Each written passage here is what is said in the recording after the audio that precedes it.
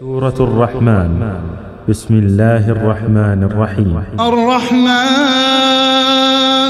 علم القرآن، خلق الإنسان علمه البيان. الشمس والقمر بحسبان، والنجم والشجر يسجدان. والسماء رفعها ووضع الميزان، ألا تطغوا في الميزان، وأقيموا الوزن بالقسط ولا تخسروا الميزان. والأرض وضعها للأنام، فيها فاكهة والنخل ذات الأكمام، والحب ذو العصف والريحان. فبأي آلاء ربكما تكذبان؟ خلق الإنسان من صلصال كالفخار، وخلق الجان من مارج من نار.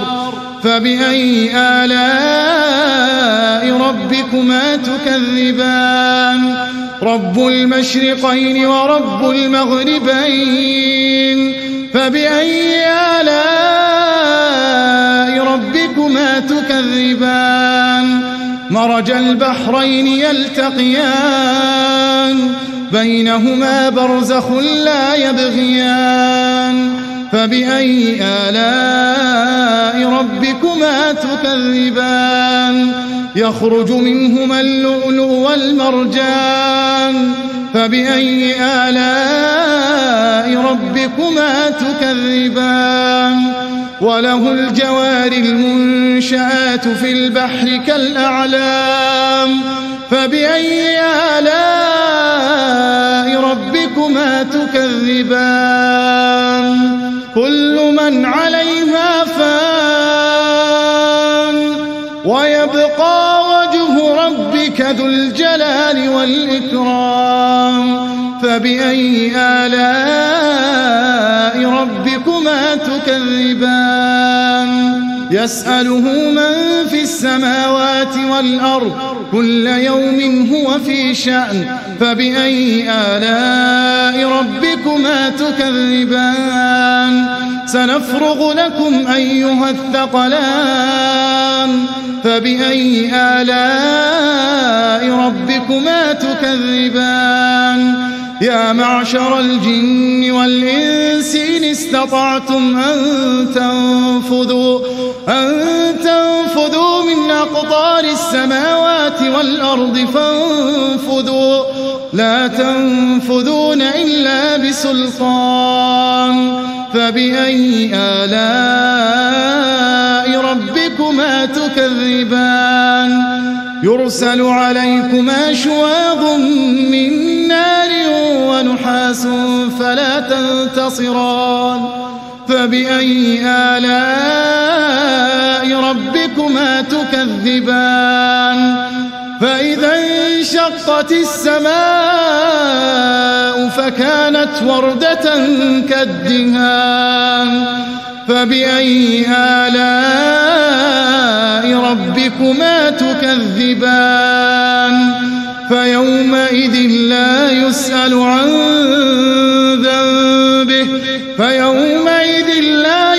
عن ذنبه إنس ولا جان. فبأي آلاء ربكما تكذبان؟ يعرف المجرمون بسيماهم فيؤخذ بالنواصي والأقدام. فبأي آلاء ربكما تكذبان؟ هذه جهنم التي يكذب بها المجرمون، يطوفون بينها وبين حميم آن. فبأي آلاء ربكما تكذبان؟ ولمن خاف مقام ربه جنتان. فبأي آلاء ربكما تكذبان؟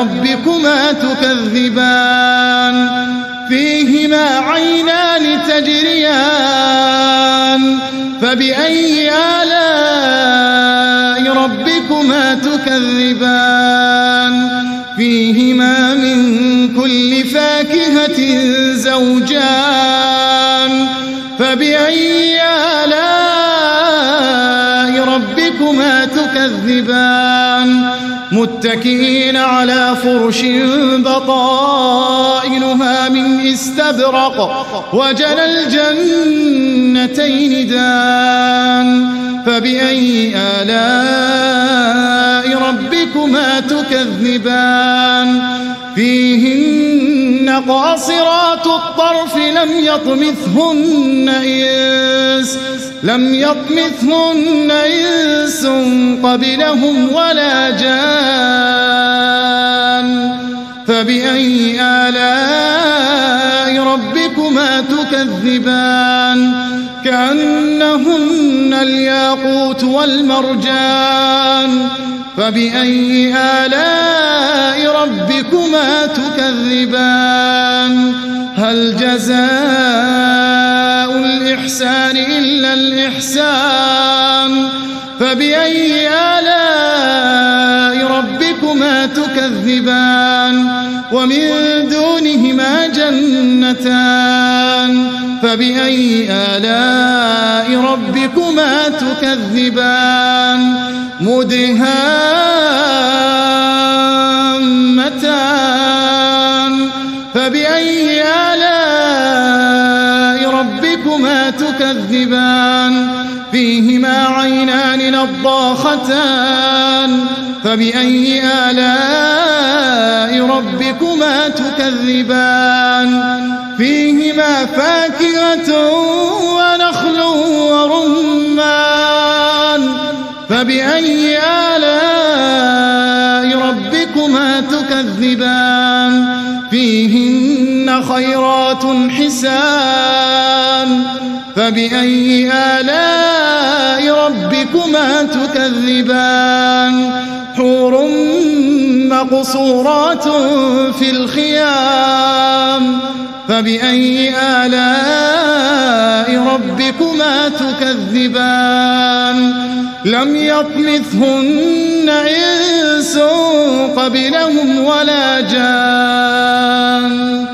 فبأي آلاء ربكما تكذبان متكئين على رفرف خضر وعبقري حسان فبأي آلاء ربكما تكذبان تبارك اسم ربك ذي الجلال والإكرام. صدق الله